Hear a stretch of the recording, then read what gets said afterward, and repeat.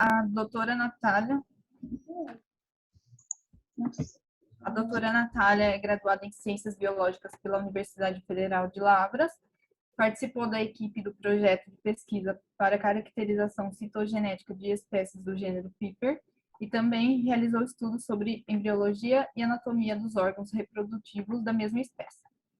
É mestre em genética e melhoramento de plantas pela Exalc USP, onde realizou estudos sobre o comportamento epigenético nucleolar, e doutora em genética e melhoramento de plantas pela Exalc USP, onde realizou estudos na área de interação planta-patógeno e genética de micro-organismos, com ênfase na interação entre a cana-de-açúcar e o fungo Sposporium cetaminem, agente causal do carvão da cana. Atualmente, é pós-doutoranda no Centro de Citricultura Silvio Moreira, no IAC, onde realiza estudos envolvendo a caracterização funcional de receptores do tipo RLK envolvidos na resistência ao cancro cítrico e a CVC, causados pela Phytobacteria Xanthomonas citri e Xylella fastidiosa, respectivamente. Agora eu vou passar a palavra à doutora Natália.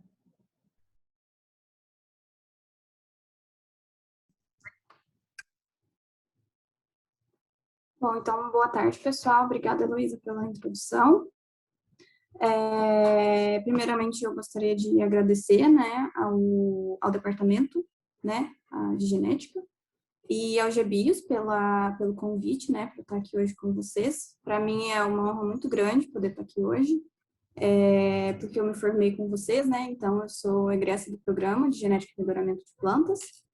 E eu espero poder trazer um pouquinho para vocês do que tem sido, né, esses últimos anos, após a conclusão do meu doutorado, que eu tenho feito, e mostrar para vocês um pouquinho da pesquisa que a gente faz no Centro de Citricultura também.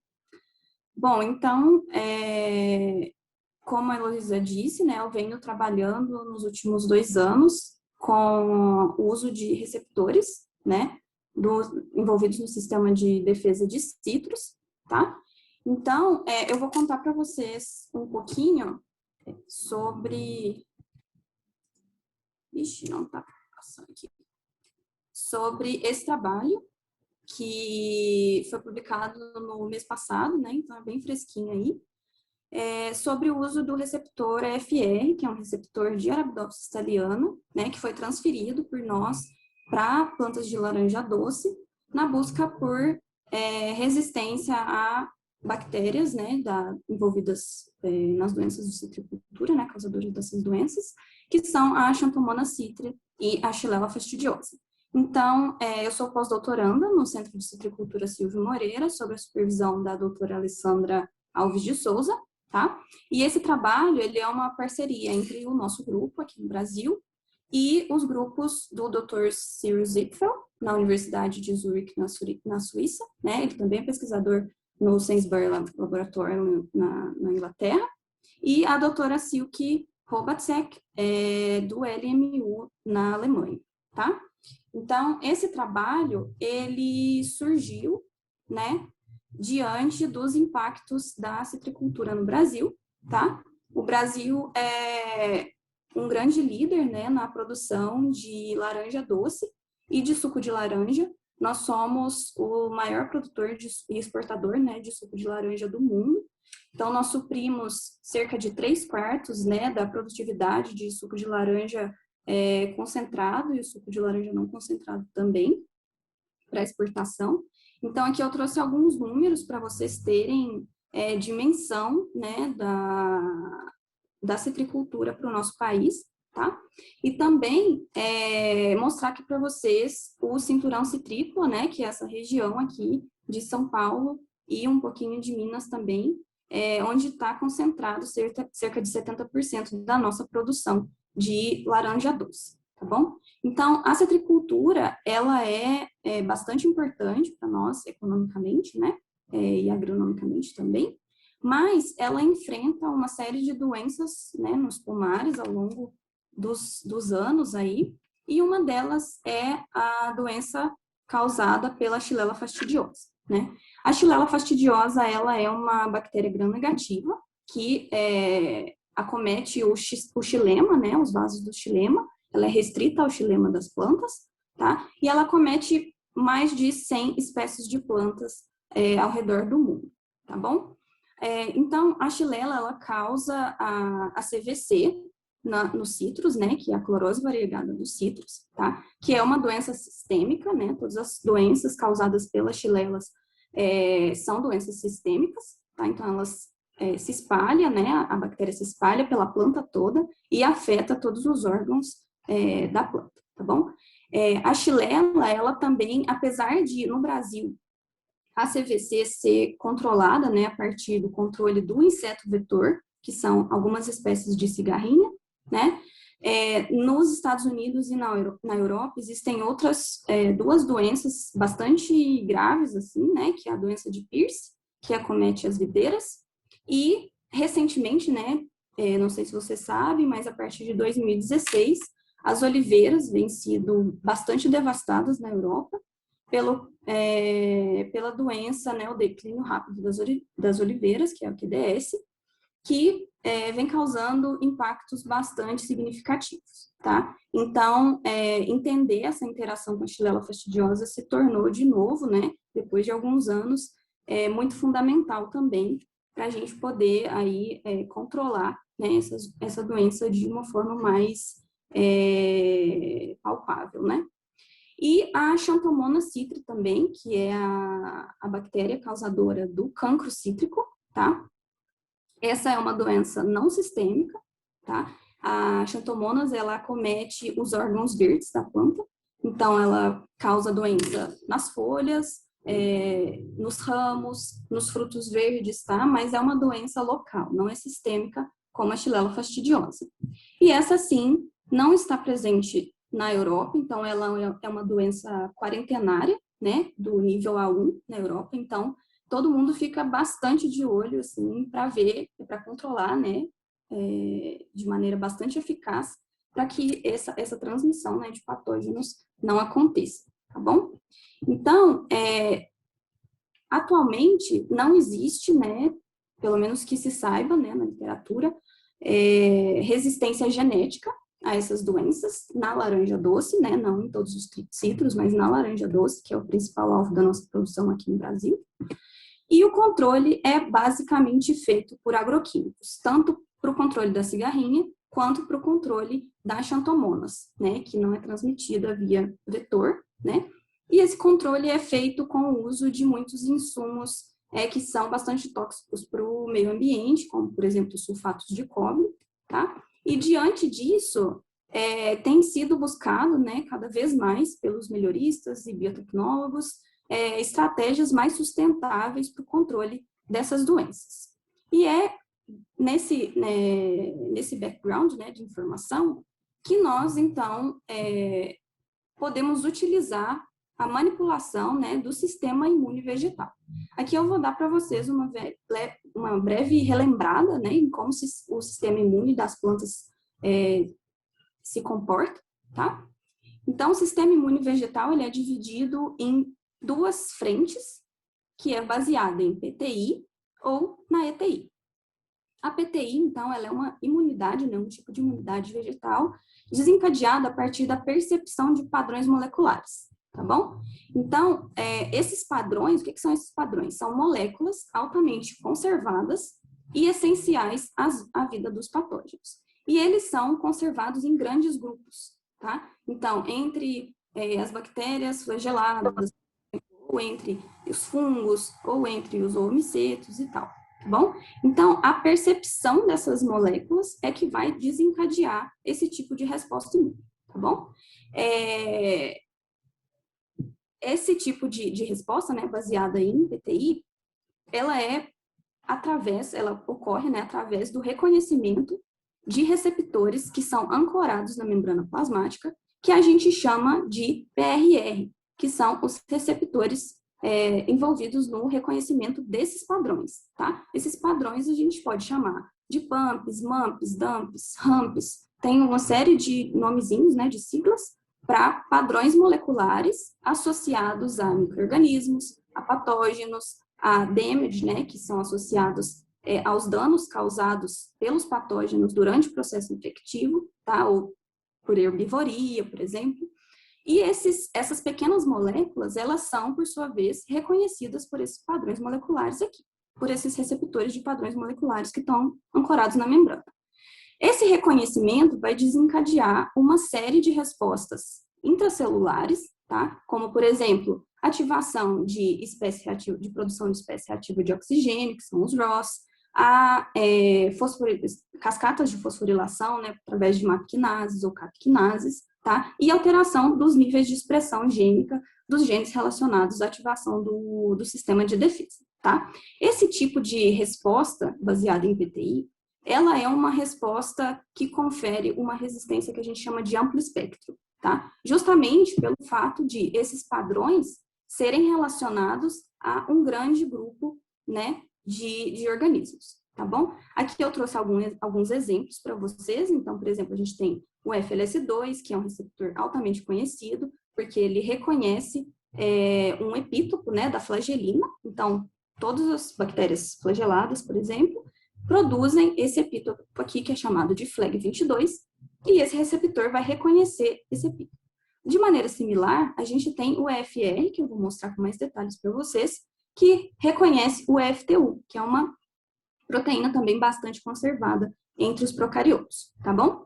Então, aqui hoje a gente vai focar nessa parte. Eu não vou explicar para vocês tanto, assim, aprofundadamente essa parte da ETI, que é a segunda, né, linha de defesa do sistema vegetal, que aqui eu coloquei entre aspas, que é um reconhecimento um pouco mais tardio, mas hoje a gente sabe que as coisas acontecem simultaneamente e colaborativamente no sistema de defesa, tá? Mas a ETI geralmente está relacionada com conferir resistência um pouco mais específica, certo? Através de genes que a gente chama de genes R. Então, o EFR, ele é um receptor que foi descrito em 2006, tá? E ele reconhece essa proteína chamada EFTU, tá? E os peptídeos derivados dessa proteína. O EFTU, ele está entre, né, as proteínas mais abundantes e mais altamente conservadas entre os procariotos, tá? E ela está envolvida ali na ligação, né, física entre o RNA transportador e o ribossomo na tradução, tá bom? Por isso que ela é tão conservada e tão abundante nas bactérias. Esse receptor, ele é específico da família das brasicáceas, né? Então, a planta modelo Arabidopsis thaliana carrega esse receptor. E em 2010, o grupo coordenado pelo professor Cyril Zipfel viu que a transferência desse receptor para plantas de outras famílias, né, produziam também esse efeito de resistência de amplo espectro. Então, o EFR ele foi transferido para tabaco, para tomate, para trigo, arroz, para batata, para medical e uma série de outras plantas, inclusive de grandes culturas, tá? E o que isso se relaciona aqui com a citricultura, né? É interessante a gente dizer, né, que Xylella fastidiosa e Xanthomonas produzem altas quantidades de FTU, tá bom? E essas bactérias, elas formam um biofilme, tá? Então, o biofilme é uma matriz, né, onde essas bactérias vão crescer dentro do hospedeiro, e essas matrizes são enriquecidas em FTU também, além do FTU que está dentro das bactérias, tá? E a Xylella fastidiosa, ela também produz essas vesículas membranosas, né, que a gente chama de OMV, que elas são liberadas no xilema e transitam dentro do hospedeiro, tá? E essas membranas, né, essas vesículas, elas são também enriquecidas em FTU. E é daí que vem a hipótese, né, de que essa seria a transferência do EFR para citros seria uma boa estratégia, né, para garantir resistência a bacterioses dos citros nessa planta, que é uma planta perene, tá bom? Então, o que nós no laboratório nós fizemos, né, para tentar ver se o EFR seria realmente eficiente em produzir esse tipo de resistência nas plantas de laranja doce. A primeira coisa que nós fizemos foi verificar se as moléculas derivadas do FTU seriam capazes, né, provenientes dessas bactérias que causam doença em citros, seriam capazes de ser reconhecidas pelo receptor, tá bom? Então, nós fizemos ensaios luminométricos, né, para medir se a resposta primária, que é a produção do ROS, né, então a primeira coisa que esses receptores tipo PRR transmembrana fazem é aumentar a concentração de espécies reativas de oxigênio no ambiente citoplasmático, tá? Então, a gente fez esse experimento luminométrico aqui para medir esses picos de ROS, tá? Então, a gente desafiou plantinhas de Arabidopsis selvagens, né, do ecótipo Columbia, e também os mutantes de FR, né, que não vão ser sensíveis a esse FTU, com chilelas vivas, né, com cultura bacteriana. E a gente viu que, ao longo do tempo, né, que essas plantas selvagens, elas foram, sim, capazes de perceber aqui a chilela e produzir um pico de ROS, tá? Mostrando que o FR estava, sim, sendo capaz de perceber algum imunógeno, né, algum peptídeo derivado do FTU, e produzir espécies reativas de oxigênio, enquanto que o mutante deletério para esse receptor, né, se comportava como os controles aqui e não produzia espécie reativa de oxigênio, certo? Então, a partir disso, nós também, para confirmar, né, mais uma vez, que realmente isso era devido ao FR, nós desafiamos as plântulas, né, de Arabidopsis com OMV isolada de Xylella fastidiosa. Então, por que a gente fez isso? Porque a gente sabe, de dados da literatura, que a Arabidopsis, ela tem o crescimento inibido, né, quando tratado continuamente com algum pump, né? Então, se dentro da OMV tivesse algum pump que o FR estava percebendo, esse crescimento seria restringido, certo? E foi o que aconteceu aqui, que a gente pode ver nesse gráfico, que os ecótipos selvagens que têm FR, quando tratados com as OMVs de Xylella fastidiosa, tiveram o seu crescimento reduzido, tá bom? Em seguida, nós queríamos, então, verificar se os peptídeos, né, que são os pedacinhos alguns pedacinhos específicos do FTU, seriam também capazes de ativar essa produção de espécie reativa de oxigênio após, né, o tratamento desses peptídeos em Arabidopsis. Então, nós tratamos essas plantas com os peptídeos específicos vindos da sequência, né, do FTU de cada uma dessas bactérias, e nós vimos que tanto o peptídeo de Xanthomonas quanto o peptídeo de Xylella foi capaz também de ativar a explosão oxidativa, mesmo que em uma escala menor que o nosso controle positivo, que é o ELF de E. coli, tá bom?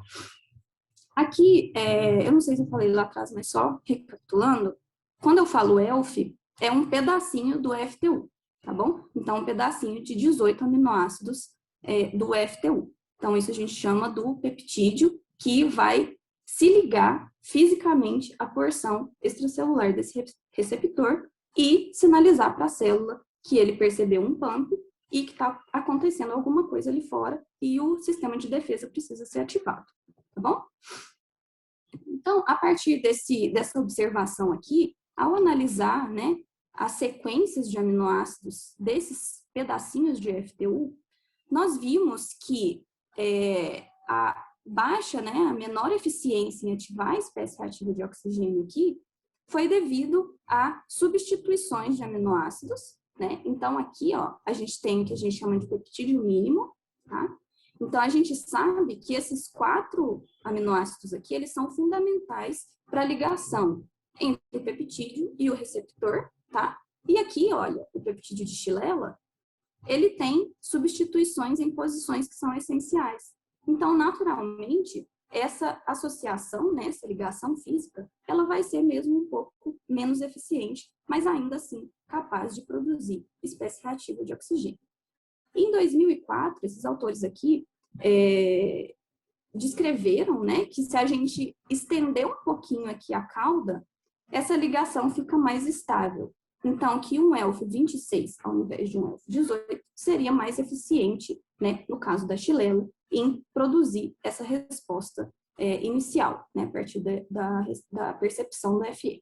Bom, então, visto que os peptídeos derivados das bactérias causadoras de doença em citros eram capazes, sim, de ser percebidas pelo FR e desencadear a resposta de defesa, nós, então, transferimos, né, esse gene por meio de transformação mediada por agrobactéria, né? Então, nós produzimos 9 eventos transgênicos estáveis de variedades comerciais de laranja doce. Então, aqui só o cassete de expressão, para vocês verem que foi transferido para dentro das plantas, né? Essas plantas foram crescidas em cultura de tecido, foram microenxertadas sob porta-enxerto de limão-cravo, tá? E transferida para casa de vegetação e para a produção dos clones, né? Que os citros, eles são enxertados, né, e tem gerações clonais, tá bom?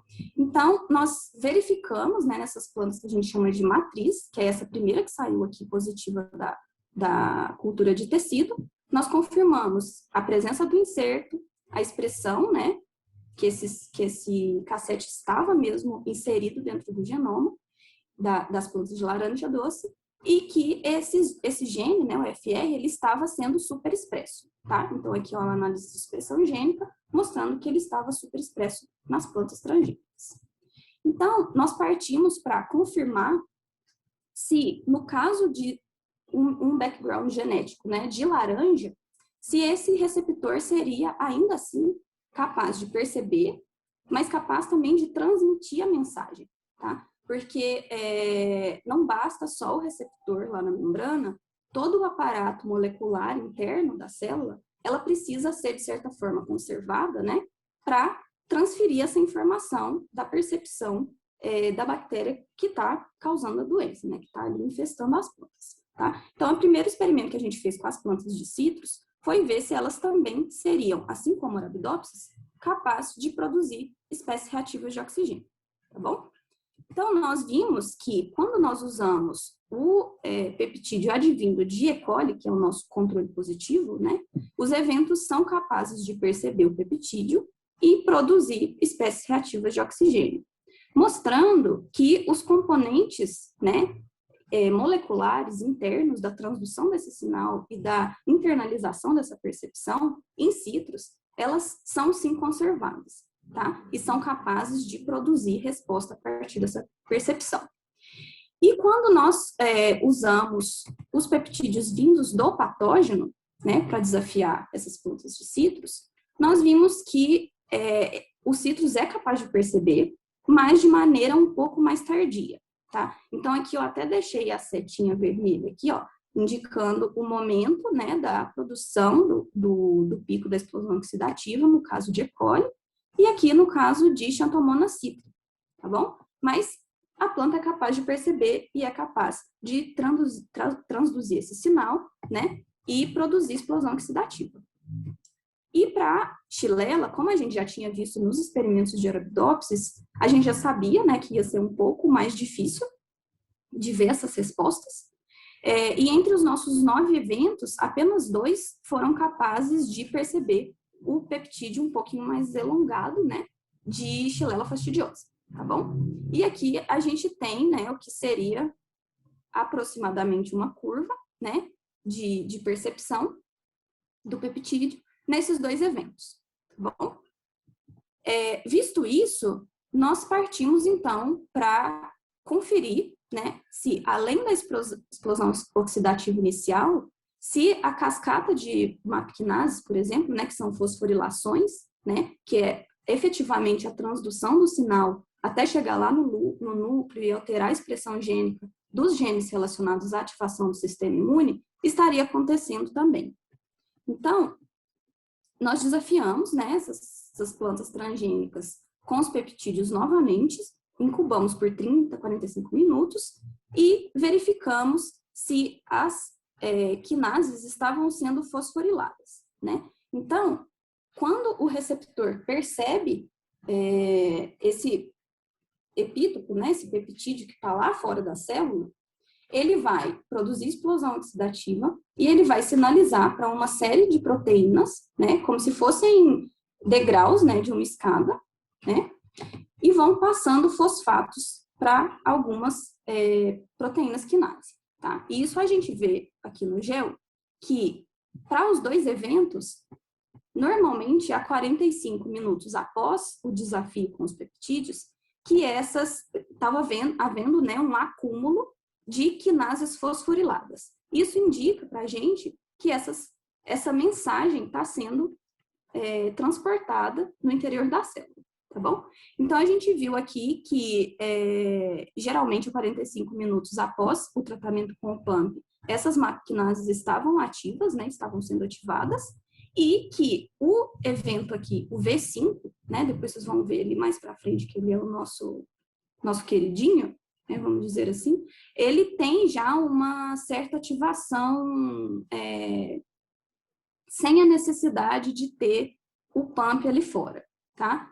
Nós ainda não sabemos direito se a gente pode chamar isso de uma ativação constitutiva, tá? Dessa maquinase, mas é como se a planta já ficasse ligada de que alguma coisa poderia acontecer e ela respondesse, em teoria, né, mais prontamente quando esses micro-organismos chegassem a elas, tá? Da mesma forma, nós avaliamos também alguns genes relacionados à defesa, né? E após 3 horas do desafio com os peptídeos, nós vimos que, sim, que além de produzir espécie reativa de oxigênio, de transduzir o sinal via fosforilações de quinases intracelulares, existia também uma alteração, né, uma modulação da expressão de genes relacionados à ativação do sistema de defesa de citros, tá? Então, esses genes aqui são relacionados tanto à indução de PTI, né, quanto eles também são modulados positivamente em espécies de citros que são resistentes a vários desses patógenos bacterianos.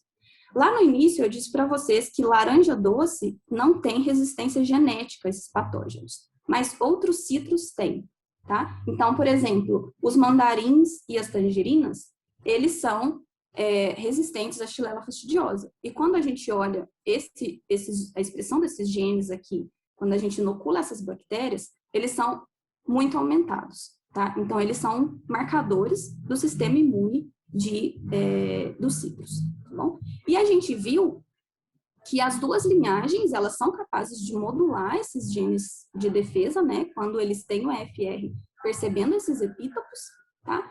E, de novo, o evento V5, ele parece ser mais eficiente em mostrar essa modulação de maneira mais forte, né? Então, esses genes são mais upregulados, tá bom?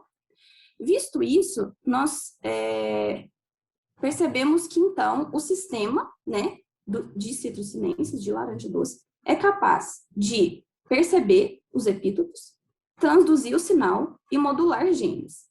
Mas como essas plantas iriam se comportar na presença das bactérias, né? Então, nós partimos para os experimentos de inoculação, né, das suspensões bacterianas. Então, o primeiro experimento, nesse caso aqui, foi a infiltração de Xanthomonas citri em folhas destacadas de citros, tá? Então, nós avaliamos os sintomas, né, dessa doença aos 7 e aos 14 dias após a inoculação nas plantas, tá? E a gente viu que o quê? Que, embora no início da progressão da doença, né, aos 7 dias, os sintomas, né, e a população bacteriana, então aqui a gente pode ver os sintomas aqui em cima, e aqui no gráfico a concentração, né, de bactéria, embora não tivesse sido alterada, aos 14 dias, o evento V5, ele produziu lesões bastante fracas, né, vamos dizer assim. O evento V4, ele produz lesões, né, a bactéria, ela consegue se espalhar, então aqui, ó, nós temos a bactéria marcada com GFP, tá? Então, na planta selvagem, aos 14 dias, essa bactéria já se espalhou ao longo da lesão, né? Já se multiplicou, já se estabeleceu e causou as lesões aqui do cancro, né? E o encharcamento, que a gente fala, né? Que é na região onde está o cancro, tem essas lesões encharcadas e as pústulas sendo produzidas ali. Aqui, ó, se vocês repararem, tem o pecíolo da folha, tá? Em estágios mais avançados do cancro cítrico, existe a abscisão desses pecíolos, tá? Então, as folhas caem, os frutos caem, e a gente vê que na planta selvagem isso acontece aos 14 dias, e embora aqui no V4 a gente veja essa abscisão do pecíolo e o espalhamento, né, um pouco mais reduzido da bactéria no tecido das plantas, as lesões em si, né, os cancros e os encharcamentos, eles são mais leves, tá? E aqui, no evento V5, a gente, em todos os experimentos que a gente fez várias repetições biológicas desses experimentos, a bactéria ela não conseguia se espalhar da mesma maneira, né? Então, a gente infiltrava essas bactérias e ela não conseguia se espalhar ao longo da folha. E esses pecíolos aqui, eles não eram soltados, não soltavam da folha, né? Não tinha abscisão, tá? Assim como as pústulas também eram bastante leves, tá? E a gente via que nessas plantas aqui, a concentração, né, da população bacteriana, ela era bastante reduzida. Então, ao invés dessa população crescer ao longo do tempo, como acontecia aqui no selvagem e no primeiro evento, a população decrescia. Então, essas bactérias não estavam se reproduzindo da maneira, né, não estavam se multiplicando da maneira esperada. Tá bom? Em seguida, a gente fez um experimento similar, mas com Xylella fastidiosa, tá bom? Então, a gente inoculou a suspensão bacteriana da Xylella na base das plantas transgênicas, tá? E diagnosticamos essas plantas 2 meses depois, via PCR, né, para ver se, que a gente chama de pegamento, né, se essas bactérias tinham se estabelecido nessas plantas. E depois de 18 meses, nós coletamos as folhas, tanto da base quanto do ápice dessas plantas infectadas. Porque o que acontece com a Xylella? Se nós inoculamos aqui e ela vai colonizar os vasos do xilema, tá? O biofilme vai se formar e essa bactéria vai subindo, tá bom? E ela vai se multiplicando cada vez mais e entupindo esses vasos, tá? E causando o estrangulamento do vaso, né? Então, a água e os sais minerais deixam de chegar nas folhas, né? Produzindo o que a gente chama de lesões cloróticas, né? Que é o que dá o nome da doença, né? Que é a clorose variegada dos ciclos. Então, as folhas ficam cheias de pontinhos amarelos, como a gente pode ver aqui, tá bom? Então, a gente queria ver se essa bactéria estava se movimentando naturalmente, né, como ela faz em uma planta selvagem, nessas plantas transgênicas, tá bom? Bom, e o que foi, acho que uma das coisas mais surpreendentes desse trabalho aqui foi que das plantas positivas, né, que nós obtivemos nesse experimento, a grande maioria delas não conseguiu migrar. Então, a gente via que nós conseguíamos detectar a bactéria de maneira similar a uma planta selvagem, né, que é a barrinha cinza claro aqui, na base das plantas, a 5 centímetros acima do ponto de inoculação, mas essa bactéria ela não conseguia passar para as porções superiores aqui, tá bom? Então, aqui, ó, coincidentemente, né, não muita coincidência biologicamente, as plantas que a bactéria não conseguiu migrar eram exatamente aquelas que a gente não tinha sintomas de clorose, né? Então, todas as plantas que não tinham sintoma eram aquelas que a bactéria tinha ficado retida na base da planta. E se porventura a gente visse algum clone de plantas transgênicas, né, que tinham sintoma, esses sintomas eram também mais leves, tá? Então, não eram sintomas tão agressivos como a gente via nas plantas selvagens, tá bom? E o que nós supomos, né? Que, de alguma maneira, a presença do EFR, né, desse receptor nas plantas, estava prevenindo que a Xylella migrasse para a parte mais distais da planta, tá? Qual é a nossa hipótese aqui de que pode estar acontecendo, né? Lá no início eu disse que a Xylella ela produz essas vesículas, né, que são secretadas pela bactéria, e ela se move ao longo do xilema antes que a bactéria chegue, né? Então, as OMVs, elas transitam antes que a bactéria atinja as partes superiores. E essas OMVs, elas são ricas em EFTU, certo? E esse FTU estaria sendo percebido, né, já que esse é um transgênio estável, então a planta toda está sob expressão do FR, né, tem FR sendo expresso ao longo de toda a planta, em todos os órgãos e tecidos, né, e esse FTU estaria sendo percebido antes de a bactéria migrar, certo? E isso estaria fazendo, de alguma maneira, com que o sistema imune dessas plantas já estivesse de prontidão, né? E combatendo, de alguma maneira, com que ou o biofilme fosse formado, né? Mas que o sistema imune estava sendo suficientemente ativo para restringir, né? A proliferação da bactéria no interior da planta, tá bom? Então, essa aqui é a nossa hipótese atual. Então, só resumindo aqui as conclusões que a gente chegou nesse trabalho, né, é de que o EFR, ele sendo expresso em uma planta de laranja doce, ele confere, sim, a defesa, né, resposta de defesa, ativação do sistema imune, tá? E ela é capaz de ativar os componentes downstream, né, os componentes moleculares desse sistema de defesa, no reconhecimento de patógenos de citros, tá bom? Esse, então, foi o primeiro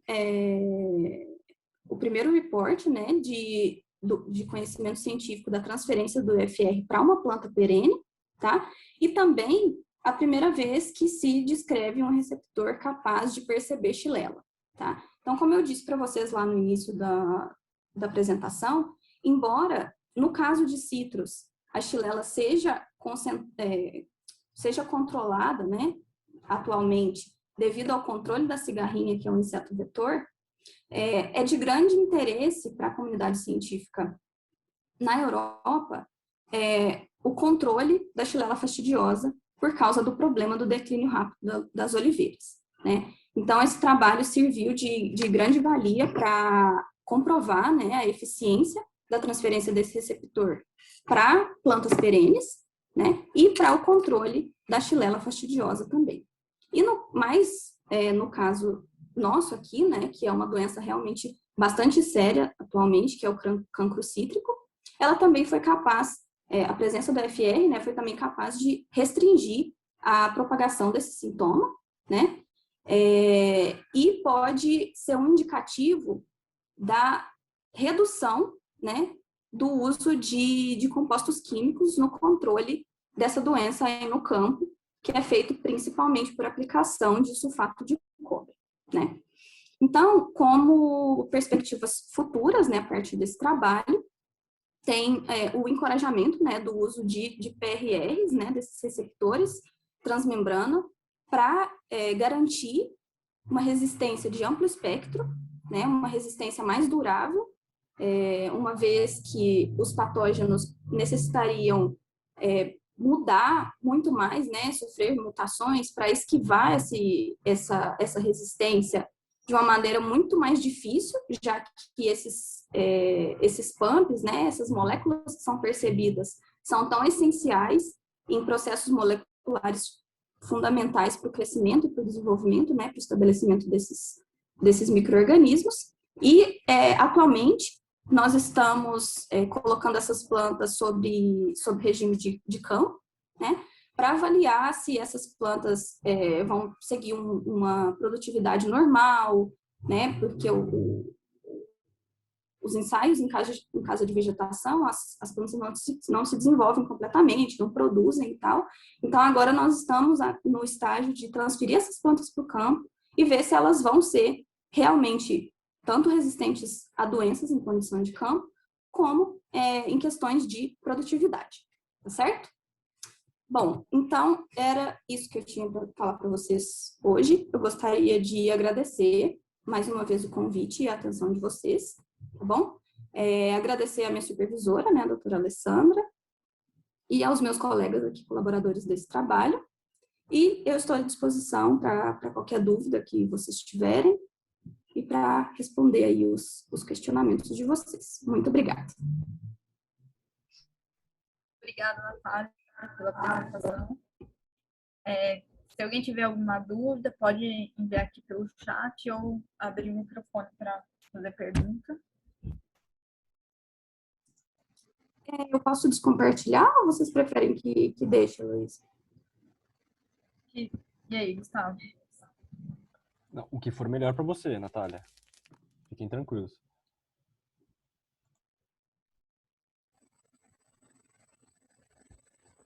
Eu tenho uma pergunta que é mais sobre, assim, mercado. Como que é a aceitação no mercado externo com relação ao suco de laranja transgênica? Então, essa é uma conversa bastante polêmica, assim, porque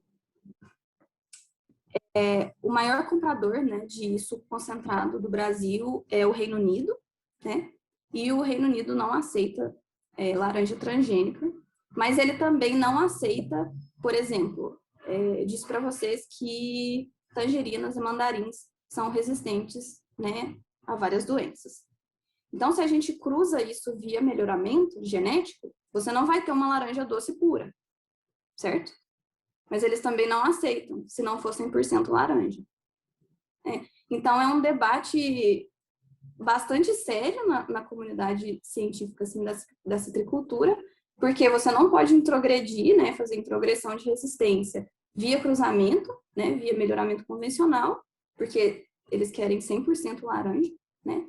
Então, não querem tangerinas e mandarins e outras espécies de citros, mas também não aceitam ainda plantas transgênicas. Então, assim, como cientistas, né, melhoristas, biólogos moleculares, fitopatologistas, a nossa estratégia é que nós estejamos prontos, né, para ter esses materiais, porque eventualmente, né, isso vai ser necessário, nós acreditamos, né? Esperamos que não, mas os patógenos estão aí para mostrar para a gente que é preciso sim ter estratégias, tá? Então, nós não temos, né, ainda nenhuma laranja transgênica comercial, principalmente por causa disso, mas a gente não pode parar, né, para esperar o ponto de que essas liberações aconteçam para depois nós produzirmos esses materiais. Então, só para vocês terem uma noção, assim,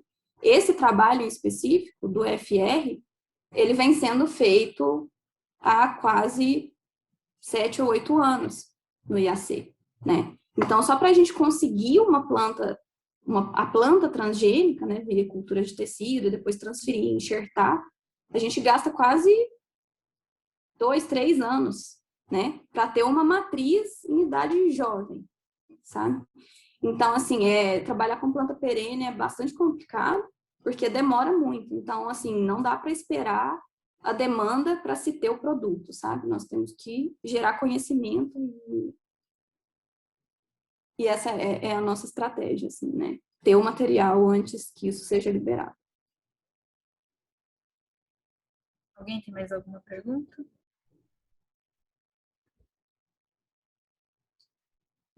Posso fazer uma pergunta? Com certeza, professora. Não podia deixar de fazer, né, Nath? Eu perdi um pouquinho do seu começo, eu estava num outro evento, saí correndo para chegar aqui, mas eu queria saber porque tem muitas PRRs no genoma, né? Eu perdi o seu comecinho, eu não sei se você falou sobre isso, mas a minha pergunta é como que a gente escolhe aquela PRR para a gente começar a trabalhar? Como que foi a sua experiência nesse sentido, aí, a experiência do grupo, né? Nesse sentido de escolher essa PRR em particular? Você Sim, sabe... Só deixa eu complementar um pouquinho, porque in citrus tem muitas também, né? Então, essa é a minha... Sim, citrus tem um genoma bem grande, né? Então, são muitos genes.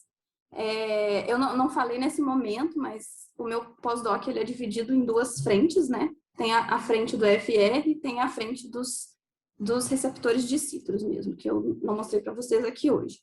Mas o caso do FR, ele é um pouco diferente, porque ele é uma iniciativa, né, de uma colaboração internacional. Então, o FR é, inclusive, patenteado, né, já tem, por exemplo, tomate, já está em fase, já tem as publicações dos testes de campo, né, para vários patógenos e de stacking também, então coloca o FR junto com outros genes de resistência também, tomateiro, mas é a estratégia do grupo de pesquisa, na verdade, do Dr. Círio Ziegfeld, né? Então, a escolha do FR, até onde eu tenho conhecimento, é devido ao reconhecimento de peptídeos derivados do FTU, né?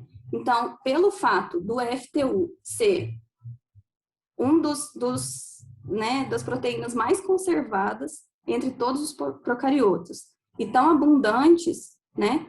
Então, em 2019 também tem uma publicação que discute um pouco as funções do FTU, que não são só essas da tradução, né? Então, tem FTU nos biofilmes, tem FTU nas membranas, né? Que, às vezes, até em esporos bacterianos também, né? Que estão envolvidos com adesão, com patogenicidade. Então, eu acredito, né? Até a informação que eu tenho, é que essa conservação do FTU, inclusive extrapolado para alguns procariotos, né? Porque tem os homólogos, né? E os epítopos também, às vezes, são, sim, conservados, né? Tem alguns trabalhos que, se não me engano, é o de trigo, que é testado com fungo também.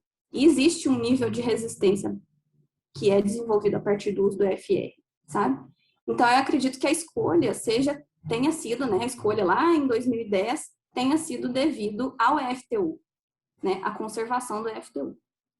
Tá? Agora, no caso de citros, nós estamos trabalhando, né, com um receptor que ele percebe, sim, Xylella. Nós já sabemos que ele percebe a Xylella. Nós estamos no processo de caracterização funcional, né? Então, de saber se ele é realmente um PRR ou se ele é alguma outra categoria, né? Porque as estruturas são bastante semelhantes. Então, os domínios são extremamente conservados, então tem que ser uma caracterização funcional, né? Empírica mesmo, né? Mas a estratégia que a gente tem usado, né? No caso de laranja, é a modulação nas plantas resistentes. Então, a gente parte de mandarins e tangerinas, né? Porque a Xylella, ela, só para eu explicar um pouquinho assim, ela consegue infectar a tangerina. Mas em cerca de poucos dias, assim, 20, 30 dias, porque para a Xylella é pouca coisa, né? A população decai a zero. Né? Então, ela é percebida, a defesa é ativada e a população decai até que você não consegue mais detectar e aquilo ali nem coloniza a tangerina. Então, a gente partiu de dados de transcriptoma desse intervalo de tempo curtinho que a Xylella está dentro ali da tangerina. Né? E aí, agora, já acho que vai aí uns 10, 15 anos da vida da Alessandra, né? Para realmente saber se isso é um PRR, o que ele está percebendo, né? Mas isso são cenas dos próximos capítulos ainda, mas é a estratégia que a gente tem usado para procurar genes de resistência in citros, né? Porque laranja doce é a mais usada comercialmente, mas é suscetível a qualquer coisa, eu acho. Parabéns, viu, Nath? Muito legal, muito bonito o trabalho. Bem legal. Obrigada. Eu tenho mais uma pergunta, que é sobre exploração de ETI para Xylella. Você sabe, conhece alguma coisa sobre isso? De ETI? Isso. Então, ETI com Xylella é um pouquinho complicado. Eu não trabalho com isso especificamente, vou falar sobre o que eu tenho conhecimento. Xylella não tem sistema de secreção do tipo 3, né? Então, que é o sistema de secreção de efetores, né, bacterianos. Então, por ela não ter o sistema de secreção tipo 3, ela tem outro sistema de secreção, né, que não é do tipo 3, mas a predição desses efetores fica um pouco mais complicada, tá? Mas eu não sei te falar, assim, se existe alguma descrição, por exemplo, de genes de resistência relacionados à percepção de efetores, sabe? Eu sei que, recentemente, acho que 2018, 2019, foi descrito também um gene de videira, né, que percebe xilela também, mas até onde se é descrito, aparentemente é um outro PRR que percebe lipopolissacarídeo, né, que está ali na membrana do biofilme, tá? Então, até onde eu saiba, não é via efetor, né? Não é disparado via percepção de efetores, tá? Então, o que eu sei de xilela é em relação à percepção via PTI mesmo, via pump.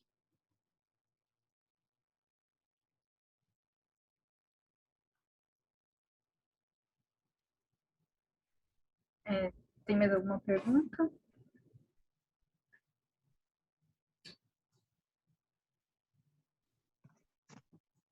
Natália?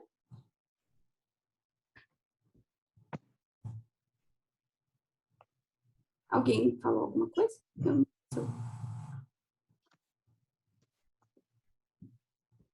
Parece que alguém está tentando falar.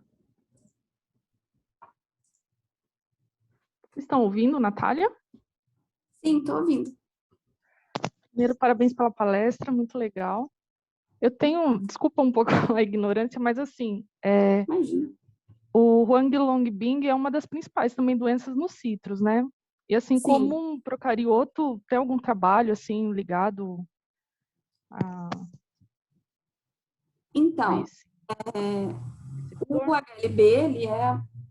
Você pode falar, não sei se eu te interrompi. Não, já terminei a pergunta. Ah, tá.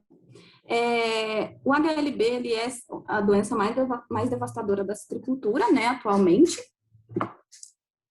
Nesse trabalho em específico, nós não avaliamos experimentalmente, né, o peptídeo, por exemplo, do FTU do Candidatus liberibacter, né, que é a bactéria que causa o HLB, tá?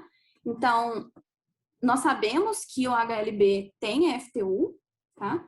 Mas eu mostrei para vocês lá a sequenciazinha dos peptídeos, né?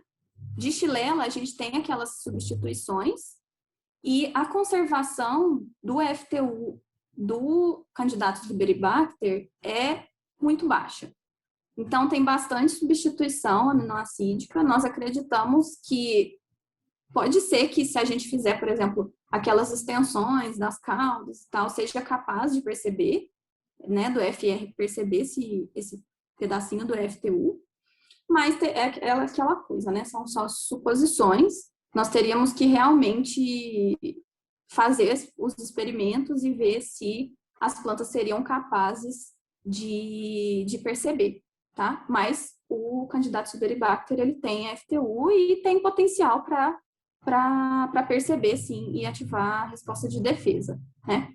Então, nós temos também interesse em desafiar essas plantas, né? Mas, assim como a xilela, e na verdade um pouco mais complexo que a xilela, o Huanglongbing, apesar de ser uma doença bastante devastadora no campo, trabalhar com ela sob efeitos de casa de vegetação é bastante complicado, tá? Demora bastante, é bem fastidioso também, assim como a xilela. Então, a gente precisa aí de inocular as plantas, né? Artificialmente com a bactéria, né? Não sei se vocês sabem, mas Candidatus ele não é cultivado no laboratório, né? Ninguém conseguiu isolar ainda e fazer replicagens da bactéria, tá? Então tem que ser ou com uma planta que já é contaminada lá do campo, ou via psilídeo, né? Que é o insetinho vetor que transmite a bactéria, tá? Mas nós temos interesse em ver, sim, se seria capaz de perceber outros patógenos, né? Então, nos próximos anos, nós gostaríamos, né, de testar para outras bactérias e outros patógenos também, como fungos e alguns outros eucariotos. Mas até então, nós não temos dados experimentais sobre a DLP.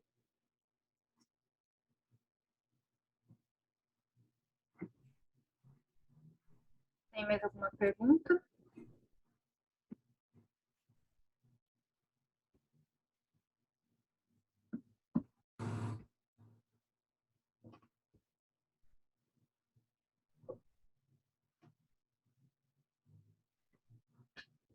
Então, eu agradeço a doutora Natália em nome do GBIOS e do programa. Muito obrigada pela sua participação. E a gente já vai encerrar. Agradeço, pessoal. Estou às ordens aí para quem mais tiver perguntas, se precisarem de alguma coisa. Muito obrigada mais uma vez pelo convite, tá? Meu e-mail também está aqui embaixo, se alguém quiser fazer contato, se quiser conhecer a gente lá no IAC, nós estamos sempre de portas abertas para vocês, tá bom? Um abraço. Muito obrigada.